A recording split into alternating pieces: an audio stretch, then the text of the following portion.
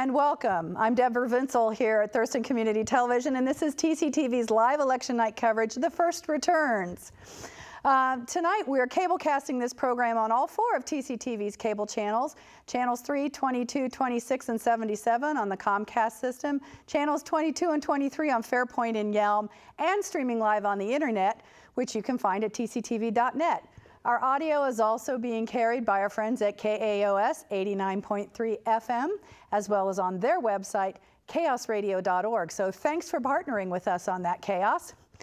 Every year, TCTV teams up with the League of Women Voters to bring you televised candidate forums, and we also produce a voter's guide, a video voter's guide, so that you can make an informed decision about who you're going to vote for. If you didn't watch them before casting your ballot this year, make sure to look for them next year. We do them every year. So now the ballot boxes are closed, and the Thurston County Election Center is busy counting up the ballots that they've received already. And we're going to have some first results soon. But first, we have a couple of special guests here in the studio. In a little bit, SPSCC political science professor Peter Rex is going to join us to talk about the local Thurston County political scene. But first, I'm really pleased to have Betty Gould, our outgoing county clerk, as our guest. It's our tradition here at TCTV to welcome retiring elected officials to talk about their tenure in their office and to say thanks to some folks. And Betty, I know you have a lot of places to be tonight, but we're really glad that you could spend a few minutes with us. And first and foremost, I want to say thank you for your public service. Oh, thank you. You've been in your office how many years? 24 years. 24 years. Yes. And I think a lot of people may not really understand what the county clerk's office is. So why don't you give us a little, County Clerk 101. Okay, I'll give you some 101. First of all, we always say we're the keeper of the records. So the judges make the decision, and separation of powers, in the executive branch, as I'm in the executive branch, I keep the records for the public. So what I really am is I'm a servant for the public. So I make sure that you have access, they have access to the records, what the courts ruled, and make sure that everything is protected forever. Also, we provide a lot of services, and I don't know that the public knows that. We have a guardianship monitoring program that we've had for 18 years. We have volunteers that come in and go through the guardianship files to make sure that everything balances. We have one left, and he's been with us for 18 years. It's wonderful. John Powell is wonderful. We also have a facilitator program for people that are in family law cases that can't afford an attorney. And we have 2 employees that do just a marvelous job. We can't give legal advice, but we sure can help you with the paperwork and stuff. Kind of maneuver your way through the system a little bit. Tell you what you need to get through the system.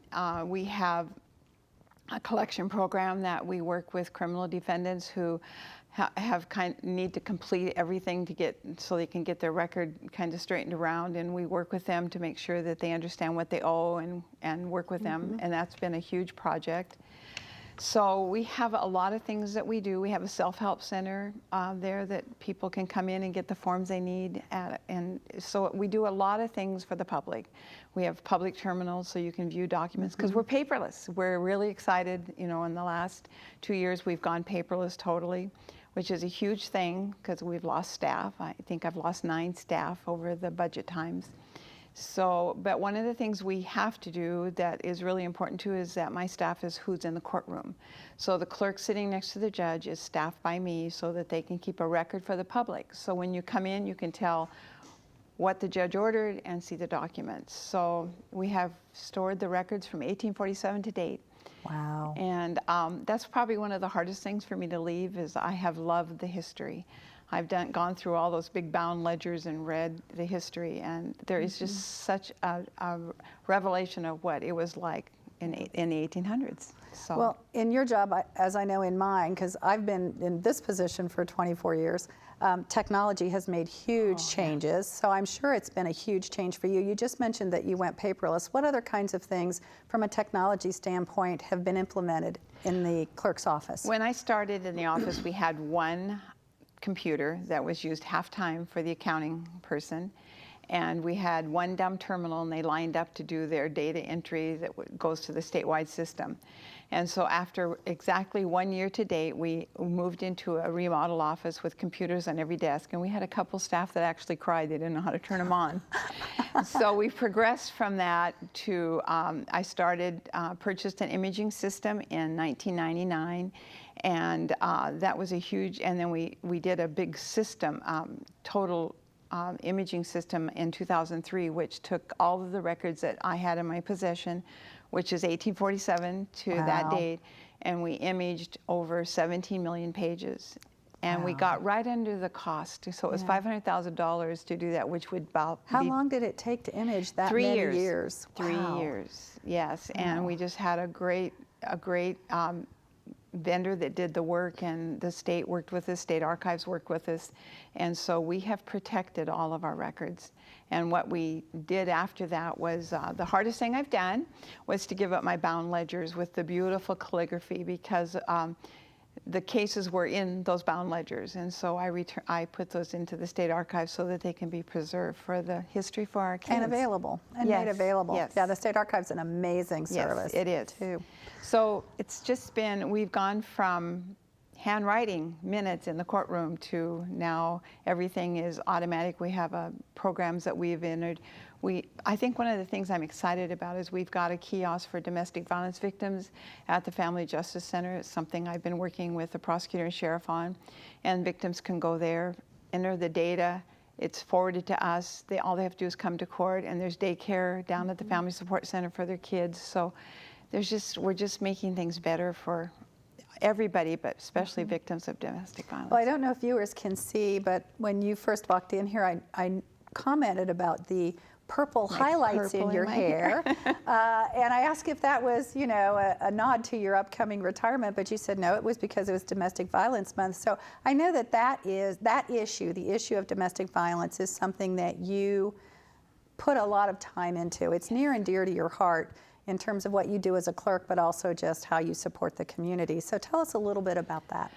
Well, I remember as a paralegal coming into the office and filing documents before I decided to run, and I would see victims standing at the front counter answering questions where everybody could hear them, kids hanging around their legs crying.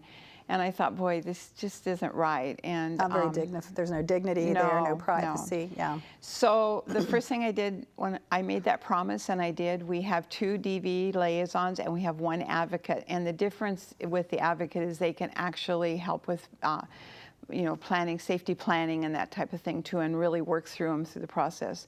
The liaisons work with them, get the paperwork filled out, and go to court. So we have 2 of those. We have a private room where they meet.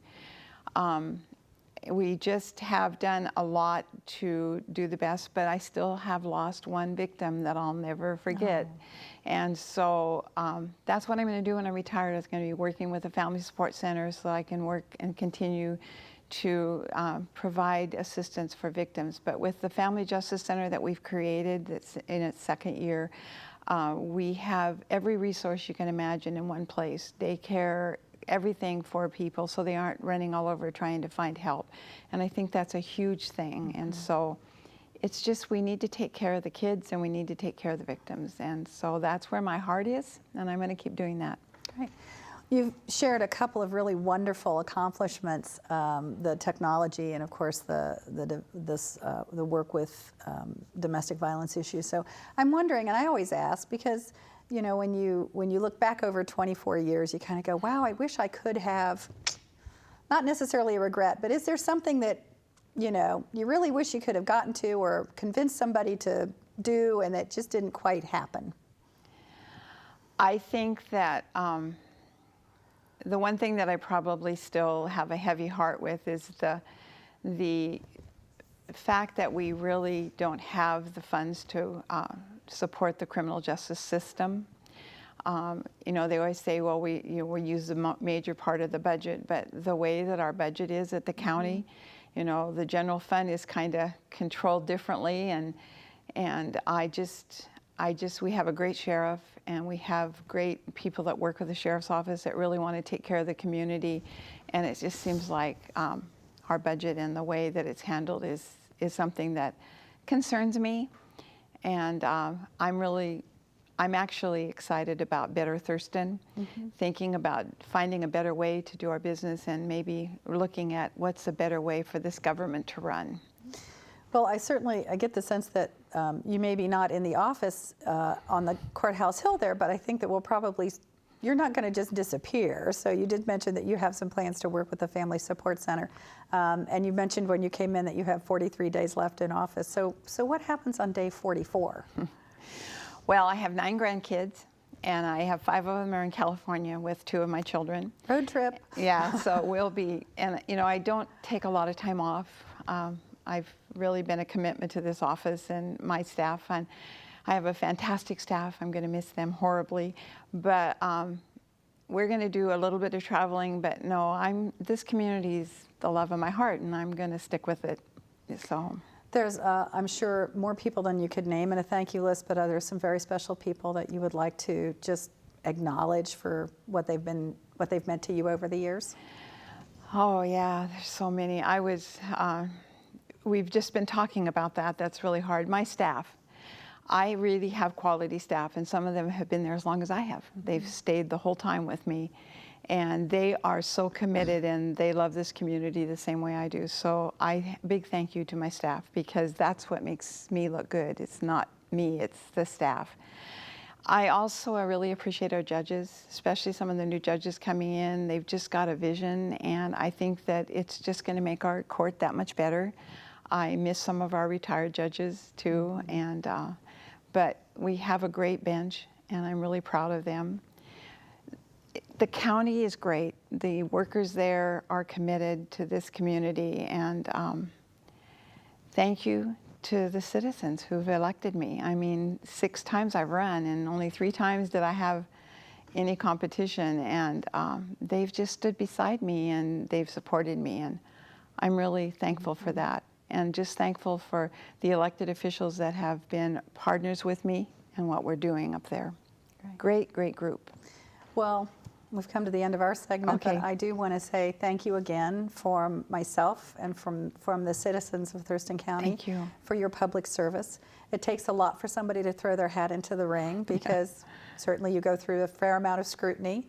But public service is something that is a special calling. It is. And I greatly appreciate when people make an effort and step forward and put their name forward on a ballot to run for office. And for 24 years, you've been there for us, and I say thank you from the bottom of my heart. Thank you. You're more very than much. welcome. Sit there for just a Okay. second.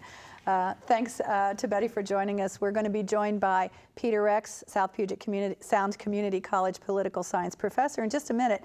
But first, we want to show you what happens to your ballot after you toss it into a ballot box.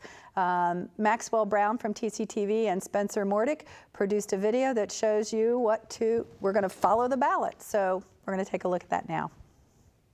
Hi, my name's Mary Hall. I'm the Thurston County Auditor.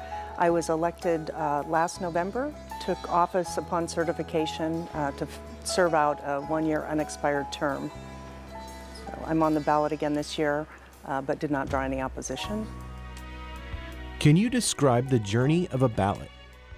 Sure. The first thing that happens is actually what you see behind me. The ballots come in either from the mail or they're put in a drop box, and the workers have to get them in a certain order and in a certain direction so they can be put on our scanner, which then checks in the ballot, but it also takes a picture of the signature. And then later that signature is compared to the signature that we have on file for that voter. Most people aren't aware that we check every single signature. It's not a sampling, we look at every single one. What's new this year in the election shop? We were fortunate enough to be able to purchase new tabulators last year, so we're using those in the first general election. We went from 5 to 2 just because they're so much more efficient and faster and more accurate as well. So that was a great addition to our process. How long does it take to get a ballot through the system? From the time it comes in the door to the time it goes on the tabulator, it's really about 4 hours. How do the write-in votes get processed? Sure. Write-ins actually are sorted into a separate bin, and we keep the write-ins separate, and That's because there are some instances where we need to tally them. If you add the number of write-in votes to the number of votes that weren't marked in that race, which they call undervotes, if the write-ins and the undervotes added together could potentially beat the person elected, then we have to tally the write-in votes. What percentage of ballots do you expect to come in? As of today, we have 26% of our ballots in, and typically we receive 50% of our ballots for an election on election day and after.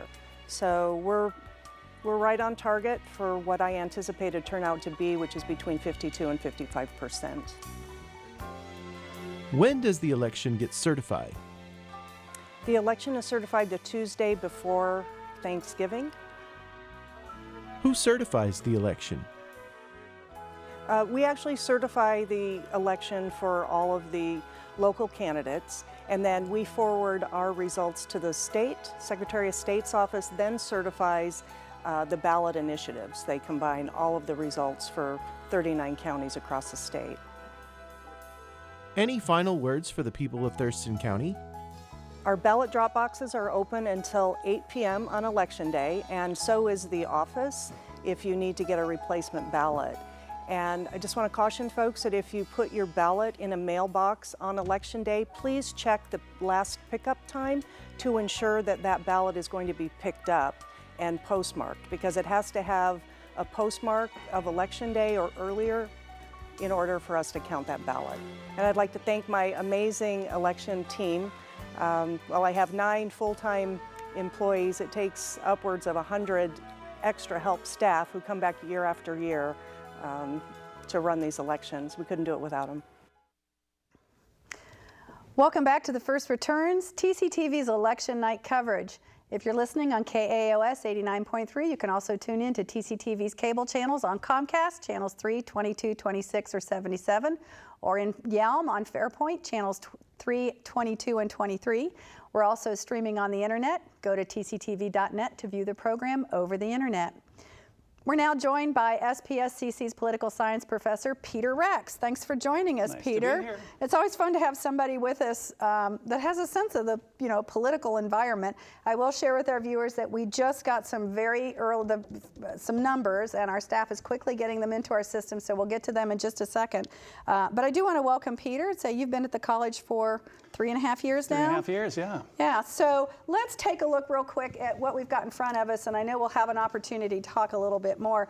I want to talk a little bit about initiatives. We'll get to the local races in just a second. I'm looking at the Secretary of State's website, and Initiative 1351, which is the initiative about classroom size, currently looks like it's failing statewide. Is that a surprise to you? It's a little bit surprising to me, and I think we need to wait. Obviously, King County is the big county that carries so many votes that will be the one that determines the fate of this initiative. But in Thurston County, it's losing right now 52.6% against. And that's a little surprising to me, because it seems like this would be a county where that would do fairly well. The polling I've seen ahead of the election showed that it was getting 60% projected.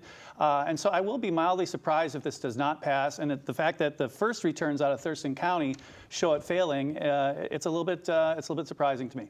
Okay, moving on, Initiative 591. Now there's two kind of competing initiatives dealing with firearms on the ballot. Initiative 591 is failing statewide as it stands right now. 56% say no, 43% say yes on that initiative. And then Initiative 594, which has to do with expanding background checks, that one seems to be passing by quite a margin. 61.8% say yes on that statewide, according to the Secretary of State's website. 38% say no on that one. Right. These are two initiatives that are really in conflict with each other, because 591 says that basically we'll follow any federal standards or guidelines as it relates to background checks, which would probably be looser than we have right now in Washington State. 594 says that we'll have background checks for private sales as well. This is something that's been pushed by a lot of people for a long time. It was tried in the legislature, didn't pass there, so they ran an initiative, and it's been very well funded, millions of dollars behind 594. And the polling has always shown that the people are pretty supportive of this idea, so I expect it to pass tonight.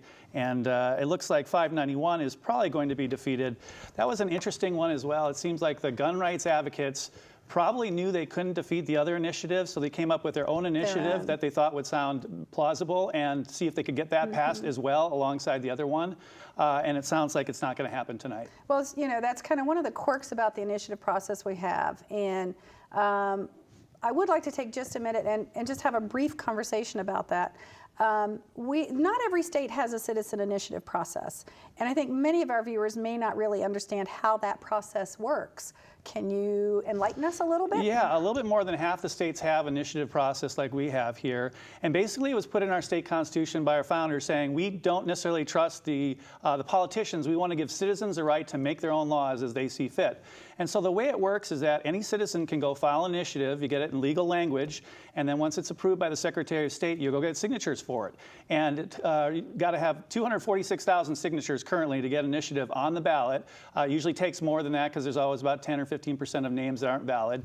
And it's a process that's been used frequently in this state for everything from pro-choice rights to death with dignity, legalize marijuana, gun rights, car tabs, cut taxes, make it more difficult to raise taxes, all kinds of things. So today we're seeing 3 initiatives on the ballot, and that's how you do it.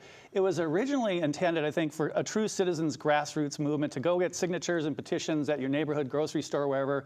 It's become much more of a tool for people with a lot of money to get things on the ballot because they usually have to pay those signature gatherers now to get them on the ballot. Right. I know one of the first big referendum/initiatives that I remember when I first moved here was 695, which is where Tim Eyman really became moved into the public eye with the flat excise or the flat tab fees for that, and it was, you know, it was a huge impact on state budget when that passed. So. You know, I have friends who live in states that don't have initiative that, you know, kind of cock their head and go, seriously, you guys do that? And I'm like, yeah, it's a very cool thing in some ways, but in other ways it can really be problematic. Yeah, the challenge is that it's not always a big picture, so that we consider these as citizens one at a time. And typically what happens in the state is when it's a chance to vote for more services, like more teachers, we tend to vote yes. And when it comes time to say, should we increase taxes, we vote no. Or should we make it more difficult to raise taxes, we say yes. So we tend to be kind of negative on any tax increases and positive on any service improvements. And so then that leaves the legislature to try to balance that budget. And we never sort of look at ourselves and say, well, we kind of helped create this deficit by getting more services and lower taxes. But that is one of the little quirks of the initiative process. Okay, I need to just kind of ask staff, are we ready to look at numbers? Or should we take a little break, come back in just a second maybe? Yes, no, maybe? Okay, tell you what. Well, let's move on. I've still got the Secretary of State's website up. And I am looking right now, we'll probably have more numbers. I'm looking at the 10th Congressional District, which is Denny Heck, Joyce McDonald race. That is a little closer than I expected it would be. Right now, Denny Heck is leading with 51.3% of the vote. Joyce McDonald with 48.7% of the vote. Is that indicative of what's happening nationwide, do you think? Again, we have to see where those numbers are coming from. That seems surprising to me. Joyce McDonald, I think, a credible Republican candidate, but not much money. She raised a very less amount of money than what I thought, and Representative Heck had quite a bit of funding, and so it seemed like the special interest groups that would usually fund challengers weren't getting behind her. I would like to point out for viewers that the 60-40 you see on the screen right now, that's for Thurston County voters. The numbers I just read came off the Secretary of State's office because the new district, District 10, is not just in Thurston County. It's got Thurston and lots of Pierce County and it kind of goes up a little bit further north. So it's got a lot of different areas. I would expect that Representative Heck is going to win re-election, but that's a little bit closer at first. And so much is where these early votes come in from, but that's closer than I would have expected. And then while I'm at it, might as well look at District 3, or Congressional District 3, which is South County, a little chunk of South County.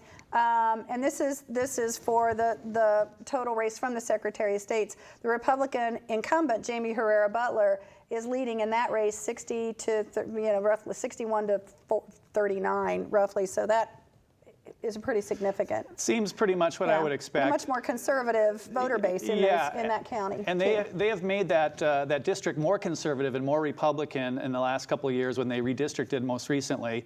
And it is a race where Denny Heck ran originally and lost to Jamie Herrera Butler. So that's, I think, it leans to solid Republican at this point. Right. Okay. Well, Hank, stay with us.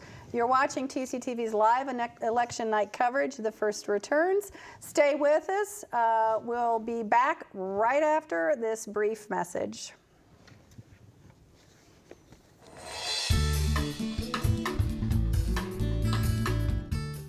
Are you shopping for Christmas and you want to keep your dollars local? Grab a Buy Local coupon book and get some great bargains and gift ideas for your friends and family. Sustainable South Sound puts this program together to improve the quality of life in communities of the South Puget Sound region, and they are our guests for this month's Mission Nonprofit. Watch Mission Nonprofit Sundays at 4:30 p.m., Tuesdays at 7 p.m., Thursdays at 7:30 p.m., and Saturdays at 10 a.m. and 6:30 p.m. on Channel 77 on Comcast, Channel 23 on Fairpoint and Yelm, and also available in high definition on youtube.com/Thurston Community TV. I love TCTV, but I don't have a TV here. If only there was a way for me to catch up on all the great content. Oh, but there is. Who is that? Where are you? Right in front of you. You're my computer? Yes. Now let me show you how to see TCTV wherever you want, whenever you want. Whoa!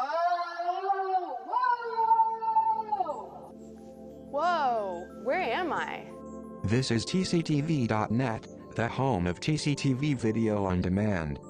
Video on demand? What's that?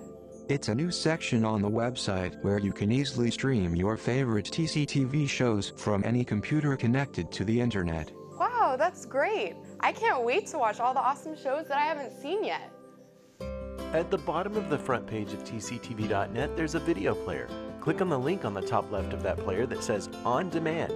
Next, click anywhere on the video player screen and you'll see a list of TCTV shows you can watch without cable from anywhere in the world. Thanks, Mr. Computer. Welcome back to The First Returns, TCTV's live election night coverage. I'm your host, Deborah Vinsel, CEO here at TCTV. We're going to check the numbers we have in from Thurston County Auditor's Office. I've got Peter Rex with me here from South Puget Sound Community College. He teaches political science there, so we're going to have a conversation about what's going on. We're getting the numbers in, and we put them into our system. Now, I will share with you that having a vote-by-mail ballot has certainly changed the way the media handles election night, at least in Washington State. Because in most cases, you get one set of numbers on election night, so it can be a tad bit anticlimactic. And we're going to be getting to those numbers in just a little bit. But we're really pleased to have with us on the phone now. I'm sure she's, wiping, oops, thought we had her on the phone. We have Mary Hall, our Thurston County Auditor. Are you there, Mary? Hello, Mary? Yes, I'm hearing a lot of static in the background, dial tones and static.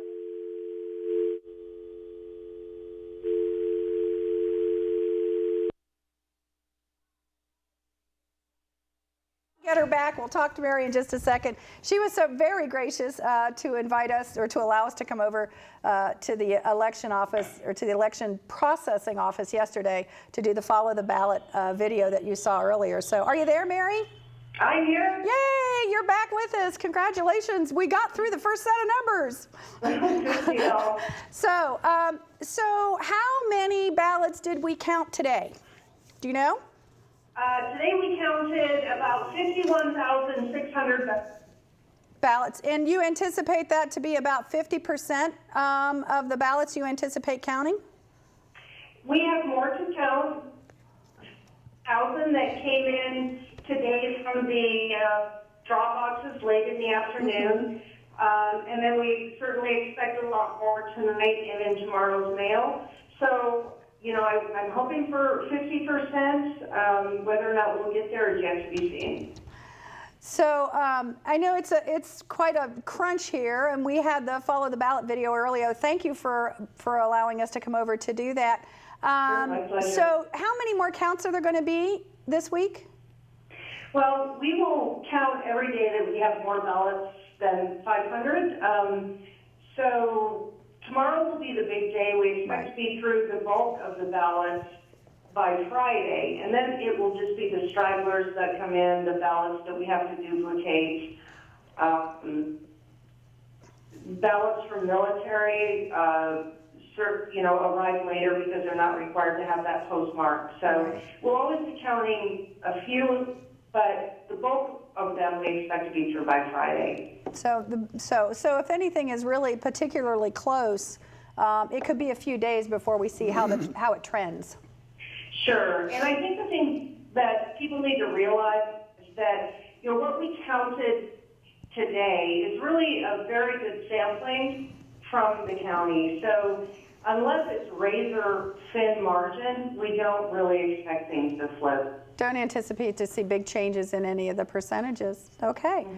So, another big count tomorrow. Certification in 2 weeks. Certification is the Tuesday before Thanksgiving. Okay. So that'll be upcoming. Okay. We've got 21 days to certify the election. So, I'm sure you've been watching kind of the numbers. Any surprises? I think there were some wider margins than I expected. I expected the PUD race to be closer, the commissioner race to be closer, the clerk race to be closer. So, but the voters definitely had their minds made up. Okay. Well, and you, of course, have been reelected for office. You came onto the ballot without an opponent this time, so thank you for your service and for the hard work over there at the elections office. Thank you, and I want to thank the citizens of Thurston County for their vote of confidence in me, and I look forward to 4 more years. Okay, well, thanks, Mary. We look forward to working with you in the future, and thanks for spending some time with us tonight. I know you have places you need to be, so we'll let you get to that. Okay, thank you very much for having me. Thanks so much, Mary. Bye-bye. Mary Hall, Thurston County Auditor, at the end of the first night of counting of the first returns here in Greater Thurston County. So as she said, Peter, something that folks may not be real, just if you're not a poll watcher or a political wonk, is that, many of the percentages that we see probably won't change significantly. Yeah, I mean, we'll see. A lot depends on whether people change their minds at the last minute. Occasionally, you'll see that on campaigns if they have robocalls or mail pieces that are going, phone calls. So sometimes you will see a little bit of change. If it's not a really close election, if it's not like within 3 or 4 percentage points, you probably won't see a change in the results. So if it's 56 to 42 or something like that, you're probably not going to see an alteration in the result. Okay. There are several other races that were uncontested races, so we would like to thank Coroner Gary Warnock for running again for his seat. Also, Prosecuting Attorney John Tunheim was unopposed on the ballot. Sheriff John Snaza was unopposed, and Treasurer Sean Myers, all unopposed and reelected to their offices, so we want to thank them for their service. So I'm hopeful that we've got some numbers. Do we have numbers now? Can we go to numbers? Oh, okay. So now, okay, I can see that. We have a candidate on the phone running for Thurston County Commission office, Bud Blake. So, hi, Bud. Are you there? I'm here. Hey, Bud. Welcome to the program. So, how are you feeling about things? We are very excited right now. We're happy with the results, and what the Thurston County residents have said, kind of the voting process. We're happy as all get out. Yes. Okay. Is there anybody? It sounds like you're having a party there. Is there anybody you'd like to thank that was involved in your campaign? Yes. First and foremost, my wife of 29 years, who has been my go-to person for not only advice, but treasure, and she's been my soul and body for the years done. I rely on her community, my daughters, and all my supporters that I've had here and throughout the rest of the county have been absolutely marvelous. Welcoming me to the county in terms of a new candidate and now I elected official. Okay. Well, I know you've got a lot of people that you probably need to get back to, and we appreciate you taking time on tonight to spend a couple minutes on the phone with us. So we'll keep an eye on the results and go have fun. Yes, thank you, Thurston County. Thanks for calling. That was candidate for Thurston County Commission District Number 3, Bud Blake. So let's go to numbers. If we've got some of the county numbers, we'd really like to share those with our viewers. Can we do that? Hello? Numbers? I'm thinking yes. Oh, there we go. Okay. In the assessor's race, Stephen Drew has 54% of the vote right now, and Carol Pearson with 45% of the vote. Stephen is the incumbent in that office, so it looks like he has a pretty healthy lead in that race. Moving on, in the county clerk's race, Linda Enlow, 54% of the vote. Yvonne Pettis with 44% of the vote. Again, a healthy lead there. And that's one of those situations where you could see both of them were Democrats on the ballot, so that was a function of that top two. An interesting race because you had a former deputy clerk running against the current deputy clerk. Right. Both Democrats, both endorsed by the Democrats, and then kind of a little wrinkle at the very end. There was a mail piece sent out by Yvonne Pettis that was factual, reprinting part of the Olympian, but it was seen as kind of too negative, and so the Democrats revoked their endorsement of her because they had sort of a pledge to not attack each other. But really, by most standards, it was very mild, but that might have been enough to help Linda Enlow take the lead. We'll talk about that whole campaign environment in a minute. Okay, moving on to the county commission race. This was we're on the phone with Bud Blake, who is running as an independent against incumbent Karen Valenzuela. This is a really big margin. Bud Blake with 54% of the vote right now, Karen Valenzuela with only 45%. A surprise. That's a surprise. Yeah, and not a total shocker. It's funny, I ran a straw poll in my 3 classes, and they ended up going pretty strongly for Bud Blake. And I kind of talked about the information they were reading and the research they were doing. It's a pretty Democratic county, and to see a Democratic incumbent behind by 10 points on election night it's a pretty big surprise. So I'm not sure if that's going to hold, but I would certainly feel pretty good if I were Bud Blake tonight, and it looks like he might be on his way to becoming a county commissioner. Well, it's like Mary Hall said, 50% of the ballots in right now. That's a very big margin, a 9-point margin. That's a pretty big margin. So, but you never know. That's 50%. We've got another 50% of the ballots to count. So we'll see what happens. Moving on to the next race. Oh, in the Supreme Court. Now, the Supreme Court, judicial races don't get a whole lot of press. We have had an opportunity to have some judicial candidate forums in here, and they really almost have to twist themselves into knots to keep from answering questions in a way that would appear to be taking a position on something. So I think a lot of people don't know about the judicial races. But right now we see Charles Johnson with a huge lead over Eddie Yoon. I have some friends of mine who live in other states where the Supreme Court is appointed who find that electing the judiciary is a little odd. It seems a little odd because we can't gather that much information. They're not allowed to share how they would rule on cases. They can talk only very broadly, so there's not a whole lot we can do on that. Charles Johnson winning election is kind of interesting because I think it was now maybe 20 years ago when he first won election. He beat the Chief Justice, a person by the name of Keith Callow. Charles Johnson raised little or no money, got no endorsements, didn't campaign, and he won. And a lot of people thought it was because he had a name that was pretty familiar. Now he's gone on to do a very good job on the Supreme Court, but it kind of shows some of the idiosyncrasies of having Supreme Court judges run for office when we really don't know a whole lot of information about them. I had a conversation with some friends recently about the whole judicial races, and one said, she said, I can't fill in a bubble because I just don't know anything about these people. So she didn't vote for any of the judiciary. Moving on, position 7, Deborah Stevens with 77% over John Zamboni Scannell, 22%. So that's the position 7 in the Supreme Court. Next up, we've got the PUD Commission. PUD has been a big issue around here. Of course, last year we had the whole PUD, PSE conversation. But in District 2, Russ Olson leading Brian Hess, fairly significant margin there. Yep, Russ Olson, very well regarded incumbent, very well qualified. Tip of my hat again to Brian Hess. He's one of my former students who decided to run after taking my class last year, so I wish him nothing but the best, and he ran a very good, positive campaign. He learned a lot from it, too. There you go, and I'm sure he learned a lot in your class. Well, I hope so, yeah. Okay, moving on, more numbers. What do we got? Chris Stearns and Dennis Pulsifer. Chris Stearns leading with 61% of the vote.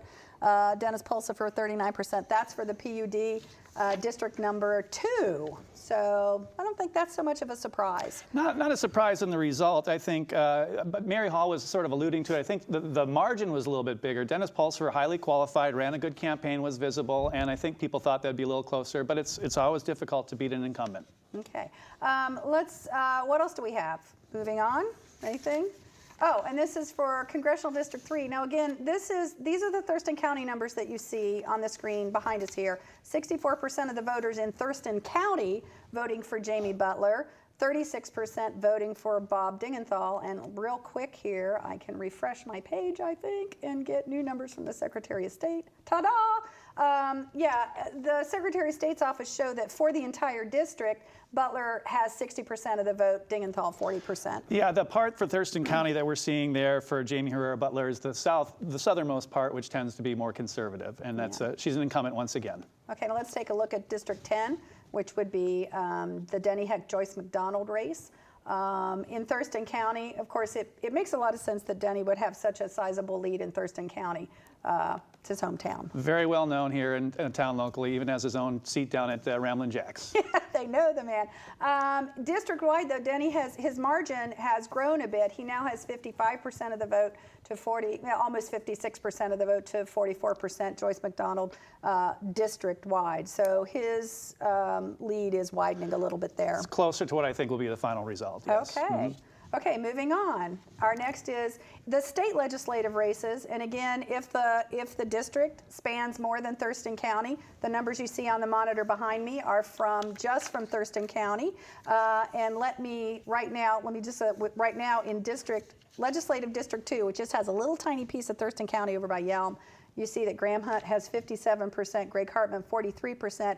That's in Thurston County. We're going to take a break from the numbers right now because right now we have Chris Stearns on the phone. Hi, Chris. Chris, are you there? Yeah. Hi, how you doing? Pretty you doing? We're doing well. Thanks for taking time to join us tonight. For sure.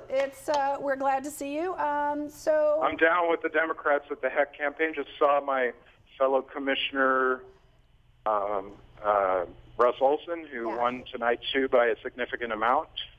Cool. That's great. So is there anyone you would like to thank who was involved in your campaign? Yes, I'd like to thank my campaign manager, Tom Nogler, dedicated activist on many issues, especially mental health issues in the county, and a union activist. Also, I'd like to thank Doug Bell, our second vice chair of the Democrats in Thurston County, and Tammy Lacey, who did a lot of work on my campaign in terms of audiovisual and all that kind of stuff. Great. And all the people on my campaign committee, Paul Pickett, former PUD commissioner, Guy Hoyle-Dotson, Roberta Zenz, and many others out there. Some I've already mentioned, Tom and Doug Bell. So is there anything in particular you're looking forward to? It certainly looks like the numbers are trending your direction tonight. I noticed that, my opponent was supported by my fellow commissioner and that she did radio ads for him. And, one of the things I've learned from other commissioners is be careful with getting involved in races in your own county that are for your own position, because it may look like you're a little biased about it. And, we've seen people violate that rule, but it never turns out well. Now, I enjoy working with both my commissioners. They're very balanced people. They have heartfelt feelings, otherwise they wouldn't be in office. But, so do people who support me. So, you just have to respect each other and move together towards a common goal. Well, congratulations. Like I said, it certainly looks like the numbers are trending your direction. And we look forward to working with you in the future. And thank you for running for office again. I was surprised by the county commissioner race. That really took me off guard. I didn't see that coming. Yeah, that was a surprise here too, I think. So that was the biggest surprise of the night. And of course, what's going on nationally, of course. So. Yeah. So, and we may have a little bit of time to talk about national stuff. Well, thank you for joining us. Get back to your celebration. Thank you. And you have an excellent evening, and thanks, everybody, for making this happen. You're more than welcome. Thanks for joining us. Bye now. That was Chris Stearns, currently leading in his race for PUD commissioner. So he mentioned national. We were kind of watching the national returns a little bit. There's some crazy stuff going on out there. Yeah, it seems like it's going to be a big night for Republicans, and most likely taking the U.S. Senate and getting control of that. We'll see what that means for the next 2 years of the Obama administration and its relationships with Congress. Off-year elections tend to be more Republican. The people who come out and vote in off-year elections tend to be a little bit older, and they tend to be more supportive of Republicans. And also the more casual voters who vote in presidential elections tend to be more Democratic. And so this is a good year for the Republicans for sure. Was there anything happening, out in the rest of the country that surprised you when you were watching earlier? The state of Virginia was much closer than that was expected. That was one the Democrats were expected to hold on to. Mostly just kind of really close races, and a lot of them are going to take a while, and there'll probably be one or potentially two races that go to a runoff. So even people who are sick of all the political drama might have another month of it. Okay, let's take a look at legislative districts in the state of Washington. We just talked about District 2. District 22 obviously is one that we're particularly interested in because that is the district that most of Greater Thurston County is. And right now, Chris Reichdahl, the Democrat, is leading with almost 64% of the vote. Steve Owens has roughly 36% of the vote. Probably not a surprise there. These are reliably Democratic districts. They're always around 65 to 70%. The only thing is this sometimes is a little bit marker of how the night has gone for Democrats. And you can see, again, both Sam Hunt and Chris Reichdahl doing very well. Right. Sam Hunt, in his race, with almost 74% of the vote. Franklin Edwards, 25% of the vote. So, and Sam, the incumbent in that race also. Right. So moving on with the legislative districts for District 20. I think is what we have coming up next. Richard DeBolt with 60% of the vote. And again, these are 60% of the votes cast in Thurston County. I'll pull the Secretary of State's website up here. Michael Savoca with 40% of the vote. Let me see if I can find that one real quick. 2020. Yeah, the bulk of that district is going to be down in Lewis County. So I think all the incumbents in District 20 are going to be safe again for their re-elections. Yeah, in District 20, the position 2, Ed Orcutt, has a pretty significant lead. He's looking at 70% district-wide over John Morgan. Richard DeBolt for his position 1 seat, 63%, with Michael Savoca 33%. So moving on to the next legislative race, which I think would be, we talked about District 2 early. Graham Hunt in Greater Thurston County, 57% of the vote. Greg Hartman with 43% of the vote. In Legislative District 2, Position 2, J.T. Wilcox with almost 70% of the vote. Steve Nielsen, 30%. Now, this is an interesting rate, a Republican and Libertarian. So right, and Steve Nielsen is, again, very well informed. He has some background as a Republican, ran as a Libertarian this time, and I think a lot of people liked their interactions with him. One of the most interesting races I also think that we see now is District 35 State Senator between Tim Sheldon and Irene Bowling. Generally speaking, I have always felt that elections in Greater Thurston County and southwestern Washington in general were always pretty civil. This one was getting kind of ugly. Yeah, and I don't know that we can take the blame for that one in Thurston County, because I do think that, yeah, I mean, that kind of extends into Mason and Kitsap County as well for that district. But it's, I mean, it's a great, very interesting race. Tim Sheldon's identified himself as a Democrat, often votes with Republicans, voted to organize with the Republicans to give the Republicans the majority in the state Senate this last time. And so Democrats are worked very hard to try to remove him. And there's lots of special interest money being spent in this race, more than $1 million for a job that pays $45,000 a year.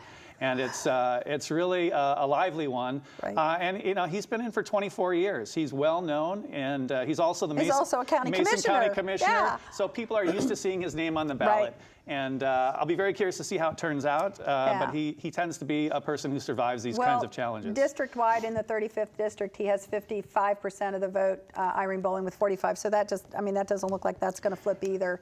Another interesting race is Kathy Hayes' race. It is very close. 53% of Thurston County voters voted for, oops, back up, we just lost something.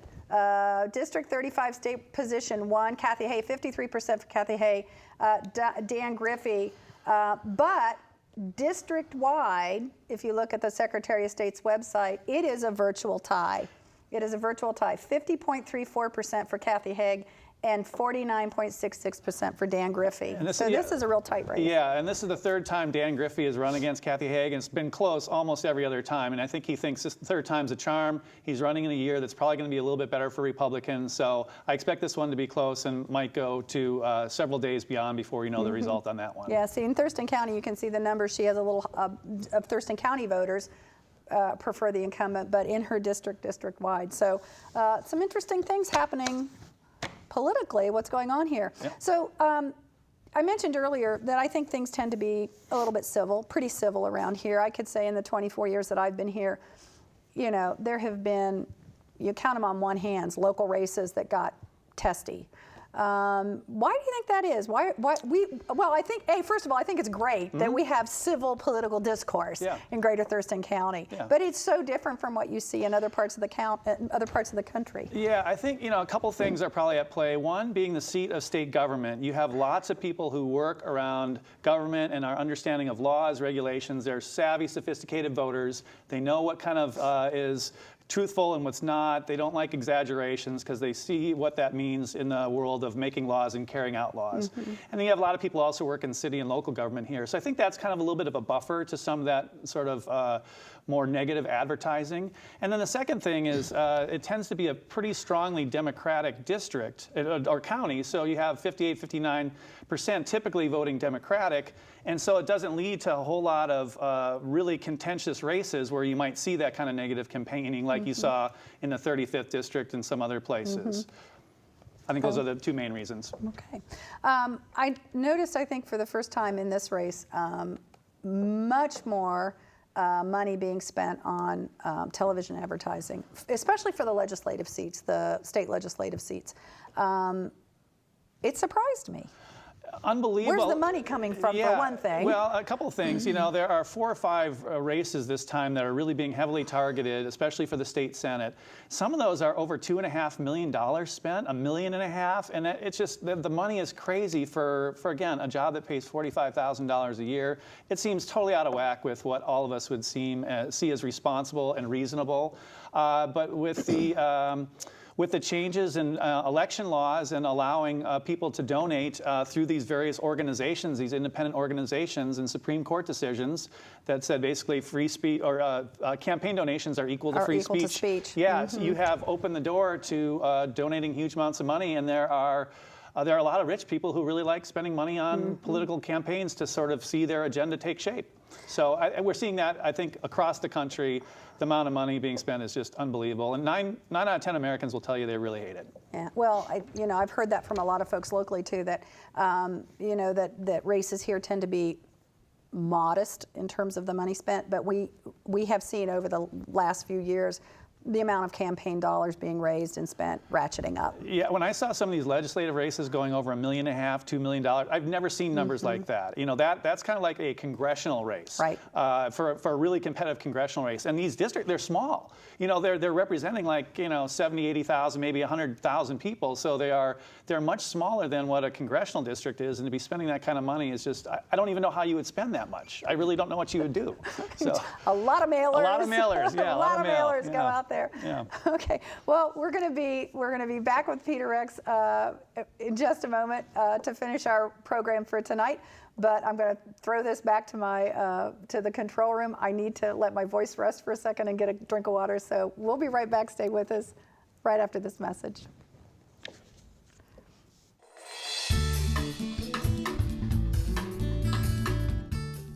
Are you shopping for Christmas and you want to keep your dollars local? Grab a Buy Local coupon book and get some great bargains and gift ideas for your friends and family. Sustainable South Sound puts this program together to improve the quality of life in communities of the South Puget Sound region. And they are our guests for this month's Mission Nonprofit. Watch Mission Nonprofit Sundays at 4:30 p.m., Tuesdays at 7 p.m., Thursdays at 7:30 p.m., and Saturdays at 10 a.m. and 6:30 p.m. on Channel 77 on Comcast, Channel 23 on Fairpoint in Yelm, and also available in high definition on youtube.com/Thurston Community TV. I love TCTV, but I don't have a TV here. If only there was a way for me to catch up on all the great content. Oh, but there is. Who is that? Where are you? Right in front of you. You're my computer? Yes. Now let me show you how to see TCTV wherever you want, whenever you want. Whoa! Whoa! Whoa! Where am I? This is tctv.net, the home of TCTV Video on Demand. Video on demand? What's that? It's a new section on the website where you can easily stream your favorite TCTV shows from any computer connected to the internet. Wow, that's great. I can't wait to watch all the awesome shows that I haven't seen yet. At the bottom of the front page of tctv.net, there's a video player. Click on the link on the top left of that player that says On Demand. Next, click anywhere on the video player screen and you'll see a list of TCTV shows you can watch without cable from anywhere in the world. Thanks, Mr. Computer. Okay, we're back. I'm joined here at our First Returns anchor desk with Peter Rex from South Puget Sound Community College, professor of political science. This has been a great conversation. Thank you for joining us. A lot of fun. So let's take a look at some initiatives. We talked about them early in the show. In Thurston County, Initiative Thurston 1351, which has to do with class size. In Thurston County, it's failing 50% to 47%, and statewide, it's also failing.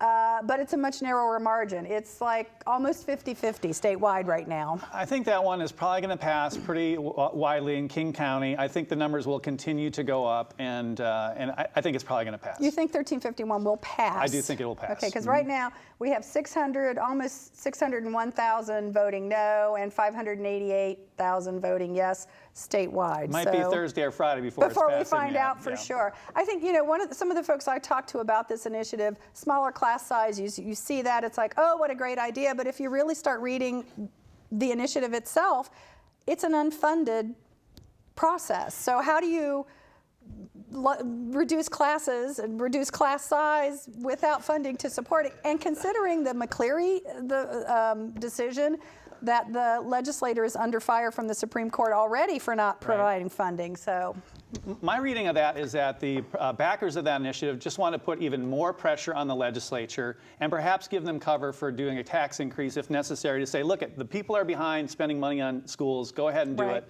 And so I think that was behind that, because I think it's going to be difficult with all the things you just mentioned to implement it. And then the other one we want to take a look at is 594, which is the background checks. It is passing statewide, passing in Thurston County, as you can see, by a fairly wide margin. And 591, the competing initiative to that, is currently failing statewide, also failing in Thurston County. So not really any big surprises there. No, I think that's kind of what we would have expected, what the polls were showing prior to the election. Okay, great.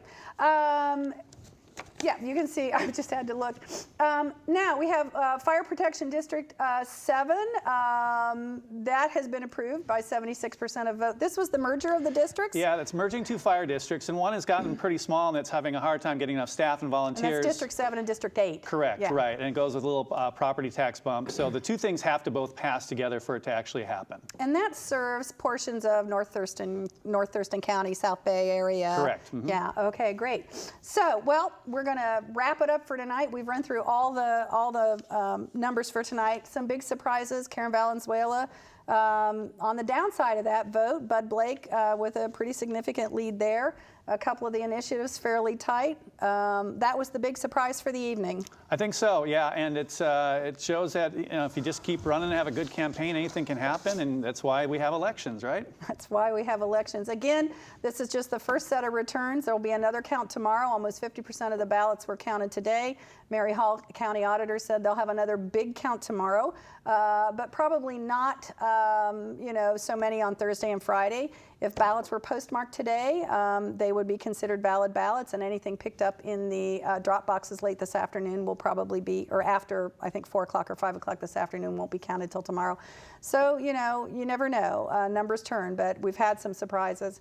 This has been the First Returns, TCTV's live election night coverage. We want to thank our friends at Chaos Radio 89.3 for carrying our audio signal. Remember, every year TCTV and the League of Women Voters put election-related and candidate-related programming together so that you can make an informed decision. If you didn't watch the candidate forums and the video voters guide this year, be sure you look for them next year, because we know we're going to have them.